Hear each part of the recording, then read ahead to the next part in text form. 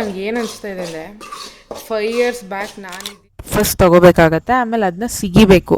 ಅಂದರೆ ಸಿಗಿಯೋದೊಂದು ಈ ಥರ ಇರುತ್ತೆ ಬಾಳೆಹಣ್ಣು. ಆಮೇಲೆ ಆ್ಯಕ್ಚುಲಿ ಏನಂದರೆ ಅನ್ನೋದನ್ನ ತೋರಿಸ್ತೀನಿ ಅಂತ. ಸೊ ಇವಾಗ ಅಲ್ಲಿ ಕರ್ಕೊಂಡು ಹೋಗ್ತಾ ಇದ್ದೀನಿ. ಮಂಗಳವಾರ ಮಾತ್ರ ಅವ್ರು ಯಾರಿಗೂ ಬಿಟ್ಕೊಡಲ್ಲ, ಯಾಕಂದರೆ ಇಲ್ಲಿ ಪೂಜಾರ ಪರ್ಸನ್ ಗೊತ್ತಾ. ನಿನ್ನ ಹಸ್ಬೆಂಡ್ ಏನು ಕೆಲಸ ಮಾಡೋಂಗಿಲ್ಲ, ಯೋಚನೆ ಮಾಡು. Welcome back to my YouTube channel. ನೀವೇ ನನ್ನ ಚಾನಲ್ನ ಹೊಸದಾಗಿ ನೋಡೋದಾಗಿದೆ. ಹಾಯ್, ನಾನು Tejaswini. I usually make vlogs on travelling, shopping, lifestyle, food, ಈ ಕಾನ್ಸೆಪ್ಟ್ಸ್ ಮೇಲೆ ವೀಡಿಯೋಸ್ ಮಾಡ್ತೀನಿ. ಆ್ಯಂಡ್ ನಿಮಗೆ ಈ ಕಾನ್ಸೆಪ್ಟ್ಸಲ್ಲಿ ವೀಡಿಯೋಸ್ ಇಷ್ಟ ಆಗುತ್ತೆ, ಪ್ಲೀಸ್ ನಮ್ಮ ಚಾನಲ್ನ ಸಬ್ಸ್ಕ್ರೈಬ್ ಮಾಡ್ಕೊಳ್ಳಿ. ಆ್ಯಂಡ್ ಈ ವಿಡಿಯೋ ಇಷ್ಟ ಆಗುತ್ತೆ, please don't forget to like, comment and share. Actually ನಾವು ನಾಳೆ ಆಷಾಢಕ್ಕೆ ನಮ್ಮ ಕಡೆ ಒಂದು ಪದ್ಧತಿ ಇದೆ, ಏನು ಗೊತ್ತಾ. ಹೊಸ ಮದುವೆ ಗಂಡನ್ನ ಅವ್ರ ಹುಡುಗಿ 1 ತಿಂಗಳು ನಮ್ಮ ಮನೇಲಿ ಇರಬಾರ್ದು, ತವ್ರ ಮನೇಲಿ ಇದು ಬರಬೇಕು ಅಂತ ಹೇಳಿ. ಸೊ ಅದಕ್ಕೋಸ್ಕರ ಅವ್ರ ಮನೆಗೆ ನಾಳೆ ಕಳಿಸ್ಬೇಕಾ. ನಿನ್ನೆ ಇನ್ನೂ ಚಿಂತಿನ ಬರ್ತಡೇ ಮುಗಿದಿದೆ, ಇವತ್ತು ಆಲೇ ಎಲ್ಲ ಪ್ರಿಪ್ರೇಷನ್ ಮಾಡ್ಕೊತಾ ಇದ್ದೀವಿ, ನಾಳೆ ಅಲ್ಲಿ ಕಳಿಸ್ಬೇಕು ಅಂತ. ಆ್ಯಂಡ್ ನಾವು ಕಳಿಸ್ಬೇಕಾದ್ರೆ ಬುತ್ತಿ ಎಲ್ಲ ಕಟ್ತೀವಿ. ಸೊ ಅದನ್ನು ನಿಮ್ಗೆ ಯಾವ ಥರ ನಾವು ಮಾಡ್ತೀವಿ ಅನ್ನೋದನ್ನ ನಿಮಗೆ ತೋರಿಸ್ತೀನಿ. ಆ್ಯಂಡ್ ನೀವು ಈ ಆಷಾಢ ಅಂಬಾಸೆದು ಎಲ್ಲ ಪದ್ಧತಿಗಳನ್ನ ಫಾಲೋ ಮಾಡೋಂಗಿದೆ ಕಮೆಂಟ್ ಸೆಕ್ಷನಲ್ಲಿ ತಿಳಿಸಿ ಅಂತ. ಆ್ಯಂಡ್ ನಾಳೆ ನಾನ್ ವೆಜ್ ಮಾಡ್ತಾಯಿದ್ದೀವಿ, ಯಾಕಂದರೆ ಟ್ಯೂಸ್ಡೇ ಆಗಿರೋದ್ರಿಂದ. ಸೊ ಅದಕ್ಕೋಸ್ಕರ ಸೈಡ್ಸ್ಗೆ ಸ್ವೀಟ್ ಅಂತ ಹೇಳಿ ಜಾಮೂನ್ನ ರೆಡಿ ಮಾಡ್ತಾ ಇದ್ದೀನಿ. ಇವಾಗ ಜಾಮೂನ್ ಇಸ್ ಆಲ್ಮೋಸ್ಟ್ ರೆಡಿ, ಎಲ್ಲ ರೆಡಿಯಾಗಿದೆ. ಅದನ್ನು ನಾವು ಇದರೊಳಗಡೆ ಹಾಕಿ ಮುಚ್ಚಿಟ್ರೆ ಜಾಮೂನ್ ಇಸ್ ರೆಡಿ. ಸೊ ನಾವು ಬುತ್ತಿ ಯಾವ ಥರ ಕಟ್ತೀವಿ, ಏನೇನು ಪ್ರೊಸೀಜರ್ ಇದೆ ಎಲ್ಲನೂ ಈ ವಿಡಿಯೋದಲ್ಲಿ ತೋರಿಸ್ತೀನಿ ನಿಮಗೆ. ಸೊ ಆ್ಯಂಡ್ ಆ್ಯಕ್ಚುಲಿ ಇವಾಗ ನಾನು ರವೆ ಉಂಡೆ ಮಾಡ್ತಾಯಿದ್ದೀನಿ ನೋಡಿ. ರವೆ ಉಂಡೆ ಮಾಡ್ತಾಯಿದ್ದೀನಾ ಬುತ್ತಿ ಕಟ್ಟೋಕ್ಕೆ ಅಂತ ಹೇಳ್ಬಿಟ್ಟು ರವೆ ಉಂಡೆಗೆ ಚಿರೋಟಿ ರವೆನ ಹುರ್ಕೊತಾಯಿದ್ದೀನಿ. Just a minute. ಆಂಟಿ ಬಟ್ಟೆ ಒಗಿತಾ ಇದ್ದಾರೆ, ಸೊ ಸೌಂಡ್ ಬರುತ್ತೆ. ಸೊ ಇವಾಗ ನಾನು ಚಿರೋಟಿ ರವೆನ ಹುರ್ಕೋತಾ ಇದ್ದೀನಿ. ಫುಲ್ ಒಂದು ಗೋಲ್ಡನ್ ಬ್ರೌನ್ ಆಗೋವರೆಗೂ ಹುರ್ಕೊತೀನಿ. ಬಟ್ ಇವಾಗ ನನಗೆ ಏನು ಅನಿಸ್ತಾ ಇದೆ ಅಂದರೆ 5 years ಬ್ಯಾಕ್ ನಾನು ಇದ್ದಿದ್ದಕ್ಕೂ ಇವಾಗ ನಾನು ಇರೋದಕ್ಕೂ ತುಂಬ ವ್ಯತ್ಯಾಸ ಇದೆ. ಅಪ್ಪ, ನಾನೆಲ್ಲ ಬುತ್ತಿ ಎಲ್ಲ ಕಟ್ಟೋಷ್ಟು ಬೆಳವಣಿಗೆ ಆಗಿದ್ದೀನಿ. ಗ್ರೇಟ್. ಸೊ ಇವಾಗ ಚಿರೋಟಿ ರವೆನ ಹುರ್ಕೊಂಡು ಆಮೇಲೆ ಇದಕ್ಕೆ ಕೊಬ್ಬರಿ ತುರಿ, ಡ್ರೈ ಫ್ರೂಟ್ಸ್ ಎಲ್ಲ ಹಾಕಿ ರವೆ ಉಂಡೆ ಮಾಡ್ಕೋಬೇಕು. ನಮ್ಮದು ಫಸ್ಟ್ ಬುತ್ತಿ ಬಂದು ರವೆ ಉಂಡೆ. ಇದು 5 ಉಂಡೆ ಬುತ್ತಿಗೆ ಇನ್ನು ಮಿಕ್ಕಿದ ಮನೆಯವ್ರಿಗೆ ತಿನ್ನೋಕ್ಕೆ ಅಂತ ಮಾಡಿದ್ದೀನಿ. ನಾವೆಲ್ಲ ಡಯಟಲ್ಲಿ ಇದ್ದೀವಿ, ನಾವು ಯಾರು ಸಕ್ಕರೆ ತಿನ್ನಲ್ಲ. ಸೊ ಸೆಕೆಂಡ್ ಬುತ್ತಿ ಜೊತೆ ಸಿಗ್ತೀನಿ. 2ನೇ ಸ್ವೀಟ್ ಬಂದು ಕಡಲೆ ಟಮಟ ಮಾಡಿದ್ವಾ. 3ನೇದು ಬಂದು ಎಳ್ಳುಂಡೆ ಮಾಡಿದ್ವಿ. ಒಟ್ಟು 3 ಬುತ್ತಿ ಕಟ್ಟಬೇಕಾಗತ್ತೆ ನಾವು ಗಂಡಿಗೆ. ಆ್ಯಂಡ್ ಬುತ್ತಿ ಕಟ್ಟೋದು ಫುಲ್ ಗಂಡಿಗೆ, ಹೆಣ್ಣಿಗೆ ಮಾತ್ರ ಮಡ್ಲು ದುಂಬ್ತೀವಿ. ಇನ್ನು ಈ ಬುತ್ತಿ ಕಟ್ಟೋದು ಹೇಗೆ ಅಂದರೆ ಒಂದು ಅಡಿಕೆ ಪಟ್ಟೆನ ಫಸ್ಟ್ ತೊಗೋಬೇಕಾಗತ್ತೆ, ಆಮೇಲೆ ಅದನ್ನ ಸಿಗಿಬೇಕು.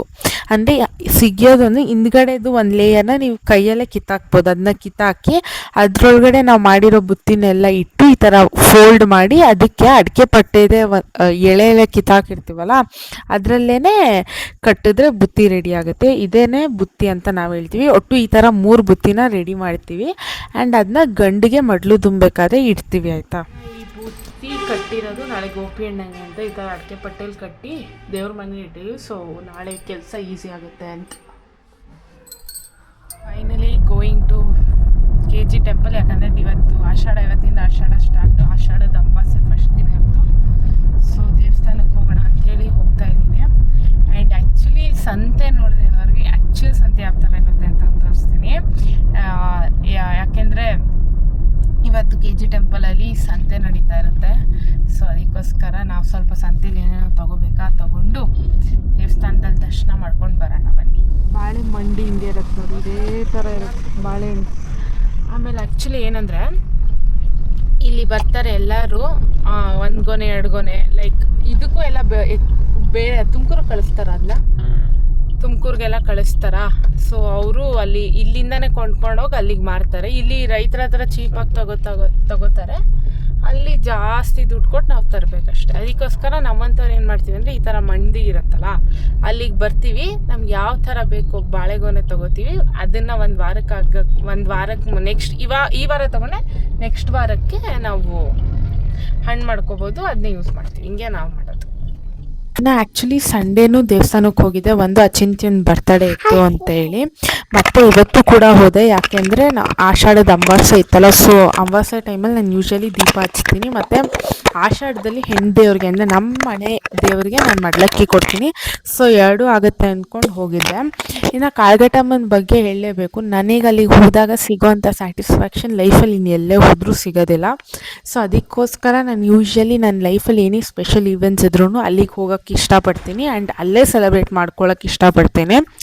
ಆ್ಯಂಡ್ ಈ ದೇವ್ರ ಬಗ್ಗೆ ನಾನು ಹೇಳಲೇಬೇಕು. ನಾನು ಇಷ್ಟು ದಿನ ಹೋಗಿದ್ದೀನಿ ದೇವಸ್ಥಾನಕ್ಕೆ, ಆ ದೇವ್ರು ನಂಗೆ ಯಾವತ್ತೂ ಖಾಲಿ ಕೈಯಲ್ಲಿ ಕಳಿಸಿಲ್ಲ. ನಾನು ಏನು ಕೇಳಿರ್ತೀನೋ ಅವ್ರ ಕೈಲಿ ಎಷ್ಟಾಗುತ್ತೋ ಅಷ್ಟು ಕೊಟ್ಟು ಕಳಿಸಿದ್ದಾರೆ ಅನ್ನೋ ನಂಬಿಕೆ ನನಗಿದೆ. ಸೊ ಅದಕ್ಕೆ ಯೂಶ್ವಲಿ ಇಲ್ಲಿಗೆ ಹೋಗೋಕ್ಕೆ ಇಷ್ಟಪಡ್ತೀನಿ ನಾನು ಈ ದೇವಸ್ಥಾನಕ್ಕೆ. ದೀಪ ಹಚ್ತಾ ಇದ್ದೀರಲ್ಲ, ಈ ದೇವ್ರ ಬಗ್ಗೆ ನಿಮ್ಮ ಫೀಲಿಂಗ್ ಇದೆ? ಚಿಕ್ಕ ವಯಸ್ಸಿಂದ ಇದೇ ಅಂಗಳದ ಆಡಿ ಬೆಳೆದಿರೋದು ನಾನು. ನಿಮ್ಗೆ ಯಾವುದೇ ತುಂಬ ಇಷ್ಟ? ಗಂಡೇವರು ಶಿವ ಶಿವ, ವಿಷ್ಣು ಪೂಜಕರಿಗೆ ಶಿವ ಇಷ್ಟ, ಅದಕ್ಕೆ ಎಲ್ಲ ಇಷ್ಟ, ಎಲ್ಲರೂ ಇಷ್ಟ.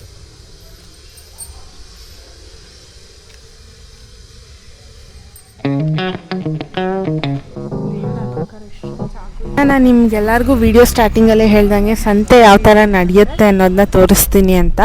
ಸೊ ಇವಾಗ ಅಲ್ಲಿ ಕರ್ಕೊಂಡು ಹೋಗ್ತಾ ಇದ್ದೀನಿ, ಆ್ಯಕ್ಚುಲ್ ಸಂತೆ ಯಾವ ಥರ ನಡೆಯುತ್ತೆ ಅಂತ ನಿಮಗೆ ತೋರಿಸೋಣ ಅಂತ ಹೇಳಿ. ತೋರ್ಸ್ಕೊಂಬೋಗಿ ಹೇಳಿದ್ಯಾ ಒಂದು ರೌಂಡ್ ಸುಮ್ಮನೆ? ನೀವೇ ಹೋಗ್ರಿ, ನಾನು ಅಲ್ಲೆಲ್ಲ ಇಳ್ದಿದ್ದೆ ತಾನೆ. ತೋರಿಸ್ತೀನಿ ಅಂತ ಹೇಳ್ಬಿಟ್ಟು ನನಗೆ ಹೇಳ್ತಾವಳಿ. ಹರೀಶ್ ಅವರು ತೋರಿಸ್ತಾರೆ. ಇನ್ನೂ ಸಂತೆ ಕೂಡಿಲ್ಲ, ಇಲ್ಲದಲ್ಲೇ ನೋಡಿ ಈ ಥರ ಎಲ್ಲ ಮುಂಚೆನೇ ಬಂದು ಜಾಗ ಹಿಡ್ಕೊಂಡಿರ್ತಾರೆ. ಎಲ್ಲ ಸುಂಕ ಕಟ್ಟಬೇಕು ಆ್ಯಕ್ಚುಲಿ. ನೋಡಿ ಲಾಟ್ ಬಂದಿದೆ. ಒಂದು ದಿನಸಿ ಸಾಮಾನು ಸಹ ಸಿಗುತ್ತೆ ನೋಡಿ, ದಿನಸಿ ಸಾಮಾನು ಅಂಗಡಿನೇ ಬಂದಿದೆ. ಈರುಳ್ಳಿಗೆ ಸಪ್ರೇಟ್ ಕೌಂಟರ್ ನೋಡಿ, ಈರುಳ್ಳಿ ಬೆಳ್ಳುಳ್ಳಿಗೆ ಸಪ್ರೇಟ್ ಕೌಂಟರ್, ಇಲ್ಲೇ ತಗೋಬೇಕು ಇನ್ನೂ ಸಿಗೋದು ಅಂದರೆ. ನೋಡಿ ಇಲ್ಲಿ ಎಲ್ಲ ಥರ ಧಾನ್ಯಗಳು ಅವೈಲೇಬಲ್ ಇದೆ. ಎಷ್ಟು ಥರ ತರಕಾರಿಗಳಿದೆ ನೋಡಿ. ನೋಡಿ ಇನ್ನೂ ಎಲ್ಲ ಬರ್ತಾ ಇದೆ ಆ್ಯಕ್ಚುಲಿ. ತುಂಬ ಸಂತೆ ತುಂಬ ದೊಡ್ಡ ಸಂತೆ ನಡೆಯುತ್ತೆ ನೋಡಿ. ಎಲ್ಲ ಫ್ರೆಶ್ ತರಕಾರಿಗಳು ಎಲ್ಲ ಬಂದಿದೆ. ಆ ಕಡೆ ಎಲ್ಲ ಇದೆ, ಇಲ್ಲಿ ನಾನು ತೋರಿಸ್ಬಿಡ್ತೀನಿ.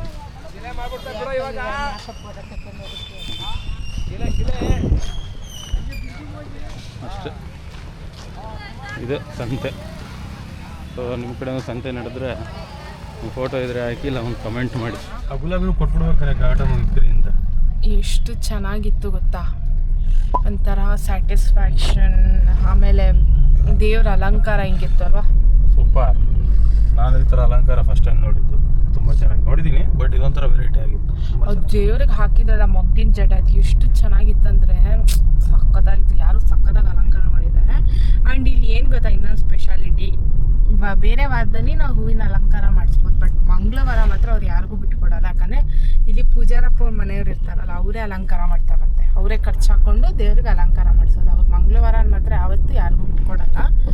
ಸೊ ಒಂಥರ ಇನ್ನೂ ಸ್ಯಾಟಿಸ್ಫ್ಯಾಕ್ಷನ್ ಇರುತ್ತಲ್ಲ, ಹಿಂಗೆ ಏನೇ ಮನಸ್ಸಲ್ಲಿ ಬೇಜಾರಿರು ಈ ದೇವಸ್ಥಾನಕ್ಕೆ ಬಂದಾಗ ಸ್ಯಾಟಿಸ್ಫ್ಯಾಕ್ಷನ್ ಲೆವೆಲೇ ಬೇರೆ ಇರುತ್ತೆ ಗೊತ್ತಾ. ಆ್ಯಂಡ್ ಮೋರೋವರ್ ಇವತ್ತು ಫಸ್ಟ್ ಟೈಮ್ 2 ಕಡೆ ನಾವು ತೊಗೊಂಡೋಗಿದ್ದು ಹಾರ, ಸೀರೆ, ಶಲ್ಯ ಎಲ್ಲ ಹಾಕ್ಬಿಟ್ರು. ಆ್ಯಂಡ್ ಇವತ್ತು ಪೂಜಾರಪ್ಪನೂ ಅಷ್ಟೇ, ನಮಗೆ ಗೊತ್ತಿರೋರು ಸಿಕ್ಕಿದ್ರ, ಅವ್ರು ನಮ್ಮನ್ನ ಒಳಗಡೆ ಬಿಟ್ಟರು. ಬೇರೆ ಟೈಮಲ್ಲೆಲ್ಲ ಹೆಂಗಾಗುತ್ತೆ ಅಂದರೆ ಗಜಿ ಅಂತ ಈಚೆಯಿಂದ ನಿಂತು ಎಲ್ಲ ಇಷ್ಟೆಲ್ಲ ಹೋಗಿದ್ರು ಕೈ ಮುಕ್ಕೊಂಡು ಈಚೆಯಿಂದಾನೇ ಬರಬೇಕಾಗುತ್ತೆ. ಇವತ್ತು ಅದೆಲ್ಲ ಮೀರಿ ದೇವ್ರೊಳಗೆ ಹೋಗಿ, ಆ್ಯಕ್ಚುಲಿ ನಂಗೆ ಇನ್ನೊಂದು ಹೆಂಗೆ ಗೊತ್ತಾ, ಇಲ್ಲಿ ಆ ಅವ್ರ ದೇವ್ರ ಮುಂದೆ ಮಂಡಿಯವ್ರು ಕೂತ್ಕೊಂಡಾಗ ನಂಗೆ ಗೊತ್ತಿಲ್ದೆಲ್ಲ ಕಣ್ಣು ಮುಚ್ಕೊಂಡು ಬೇಡ್ಕೋಬೇಕಾದ್ರೆ ನಂಗೆ ಕಣ್ಣಲ್ಲಿ ನೀರು ಬರುತ್ತೆ. ಯಾಕೋ ಗೊತ್ತಿಲ್ಲ, ನಾನು ಎಷ್ಟೋ ಸರಿ ನೋಡಿದ್ದೀನಿ. ಈ ದೇವಸ್ಥಾನಕ್ಕೆ ಬಂದಾಗೆಲ್ಲ ನಂಗೆ ಅದೊಂದು ಎಕ್ಸ್ಪೀರಿಯೆನ್ಸ್ ಆಗುತ್ತೆ. ಯಾಕಂದರೆ ಇಲ್ಲಿ ಕಣ್ಣು ಮುಚ್ಕೊಂಡು ಬೇಡ್ಕೋಬೇಕಾದ್ರೆ ಆ ಕೋರಿಕೆನ ದೇವ್ರ ಹತ್ರ ಹೇಳ್ಕೊಬೇಕಾದ್ರೆ ನಂಗೆ ಕಣ್ಣಲ್ಲೆಲ್ಲ ನೀರು ಬರ್ತಾ ಇರುತ್ತೆ. ಅಷ್ಟು ಇಷ್ಟ ನನಗೆ ಈ ದೇವ್ರ ಅಂದರೆ ಸಖತ್ ಇಷ್ಟ.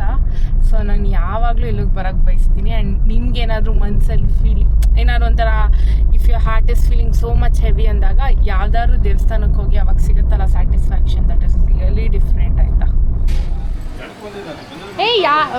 ಬೆಂದಿಲ್ವಾ? ಬಿಸಿನೀರು ಇದು ಬೇಯಿಸ್ತಲ್ಲ, ಮಸಾಲೆ ಹಾಕಿದ್ರಿ. ಬೆಳಗ್ಗೆ ಬೆಳಗ್ಗೆನೆ ಮಟನ್ ತಿನ್ನಕ್ಕೆ ಬಂದಿದ್ದಾರೆ, ಚಿಕನ್ ತಿನ್ನಕ್ಕೆ ಬಂದಿದ್ದಾರೆ. ಗ್ರೇವಿ ಆಗೋಯ್ತು. ಮಟನ್ ಬೆಂದಿಲ್ವಾ ಹರೀಶವ್ರೆ? ಅದಕ್ಕೆ ಬಿಸಿನೀರು ಚೆನ್ನಾಗಿ ಬೆಂದೈತೆ ಇಲ್ವಾ? ಮಟನ್ ಮುಕ್ಕಲ್ ಬೇಗ ಬೆಂದದ್ದು, ಇನ್ನೂ ಬೇಯಬೇಕಾ? ರಬ್ಬರ್ ಪೀಸ್ ಜಾಸ್ತಿ ಐತಾಗ.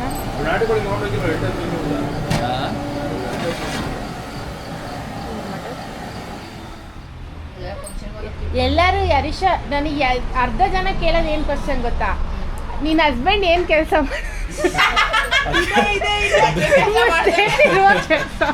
ಅಡುಗೆ ಮಾಡೋದು. ಕೊಡ್ತೀನಿ ಮಟನ್ ಹೆಂಗಿದೆ ಅಂತ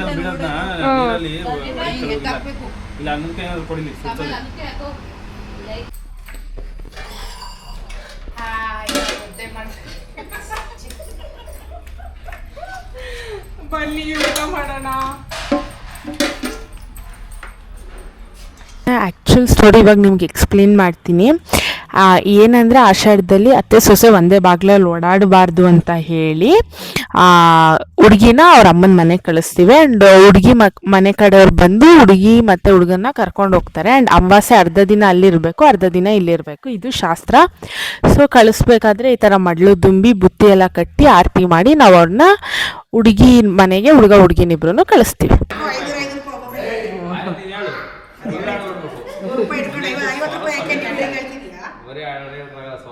ಸುಪ್ರೀತ್ ಅವತ್ತಿಂದ ಹಾಕಿಲ್ಲ, ಅಮ್ಮ ಕೈಸ್ಕೊಂಡು